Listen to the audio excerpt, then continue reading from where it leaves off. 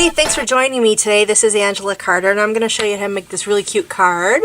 Let's see, get it up there real close. Alright, you ready? Let's get started. The first thing you're going to do is take a piece of smoky slate cardstock and you're going to cut it in half. So this was an 8.5 by 11 piece of cardstock and I cut it at 5.5. So now it's 5.5 inches long by 8.5 inches long. And we're just going to fold that in half and that's going to make our card base. Okay, and then I want a nice clean burnished edge, so I'm going to take my really loved bone folder, as you can see, and I'm just going to go ahead and make the crease. And that's how we're going to create our card base. I've opened the card up now and I'm going to create the background. I'm going to do that using this really awesome hardwood stamp. This thing I am just totally digging. It's awesome. So here is this big humongous stamp and I've taken my smoky slate and opened it up and now I'm just inking up the stamp.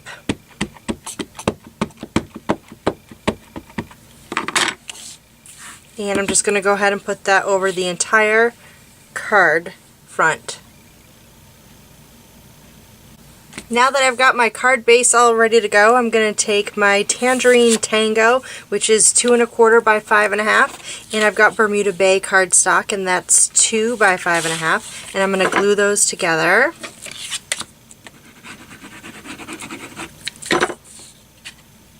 And I'm just going to center them.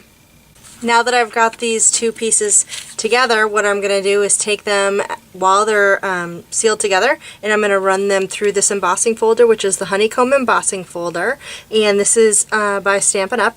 And see the side that says, wait, let me move this. It says Sizzix on it right here and then Stampin' Up. That's the side that's going to be raised. So when you put your paper in, if you want the top to be raised, you're going to want to put it in on this side. If you wanted your paper to be embossed looking, you would want to turn it around and put it on that side. Okay, so I'm just going to turn it like this and I'm going to go ahead and run that right through my Big Shot machine quick. Alright, I'm back. I just ran it through the Big Shot machine. We're going to take it out and now you can see that this paper is nice and embossed. And so you can see this is the side that's raised. This is the side, I don't know if you can see it really well. That's embossed. There we go. Okay, so I want the raised side, so that's the side I'm going to go ahead and put down with some glue.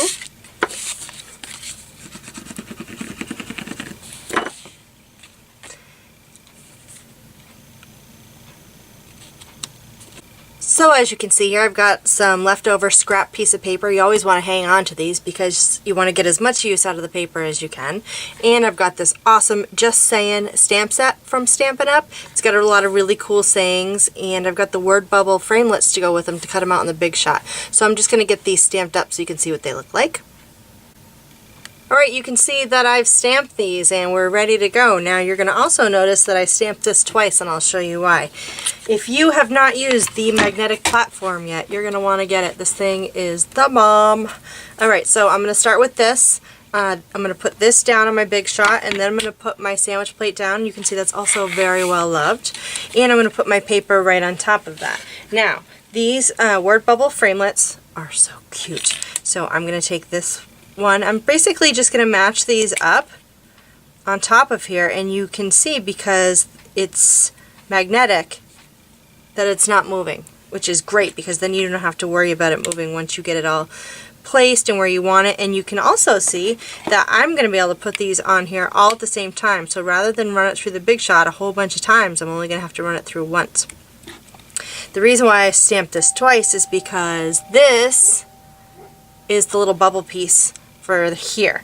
So we're going to need to put those separate, and I'm just going to go ahead and run that through the Big Shot machine and be right back. Alright, I zoomed in for you. You can see that I just took this out of the Big Shot. This is the sandwich plate, well loved, and I'm going to take that off, throw that somewhere, and I'm going to pull these up, and as you can see, cool, right? They just pop out. You don't have to worry about fussy cutting. I know a lot of you don't like fussy cutting. That's why these framelits come in really handy. So I'm just going to continue to take those out. It's nice. You don't have to worry about cutting or anything or staying in the lines, or just does all the work for you. Gotta love that. Who doesn't love something that makes life easier, right? Now we've got our card base and we're ready to put our little sayings on. Sometimes when you run it through the Big Shot, you get these little hangnails, I call them. I don't know if you can really see. I just do that. They come right off. It's just the little strips of paper. Alright, some glue on the back of this. And we'll put him here. Looks good. Okay. And then I'm going to put this one next. You're the best. Okay, and then I'm going to get the little bubbles for that cloud. That next. Cute already. Alright, now this one I'm going to do a little bit differently. I'm going to put some Stampin' Dimensionals on it, which are these awesome foam dots that come off just like this. I'm going to put 2 on.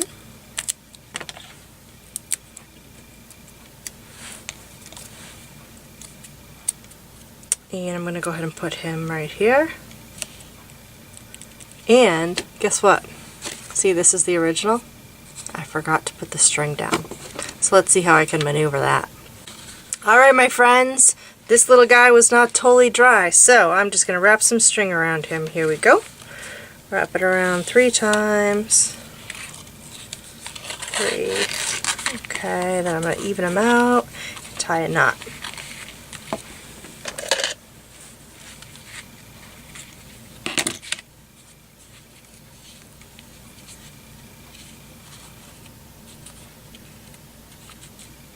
Oh, and this is Silver Baker's Twine from Stampin' Up.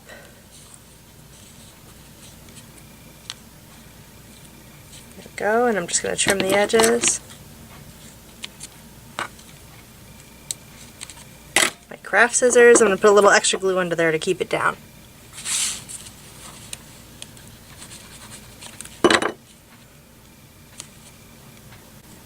Last but not least on this card, we're going to put some Enamel Dots, and that's these little doohickey things here. They're by My Mind's Eye, and I don't know what the color pattern is on this. I don't see one, but anyway, I thought these were really cute, and they kind of look like nail polish, don't you think? So I'm going to use the turquoise one because they match our Bermuda Bay pretty good. So these are self-adhesive. Everything always looks better in 3s. So I'm going to do 3 enamel dots here off to the side, and let's see, just kind of randomly place those. And they're self-adhesive, so you don't have to worry about anything that sticks to them. Alright, let me back up. Alright, that's it. That's our card for today. Do you like it?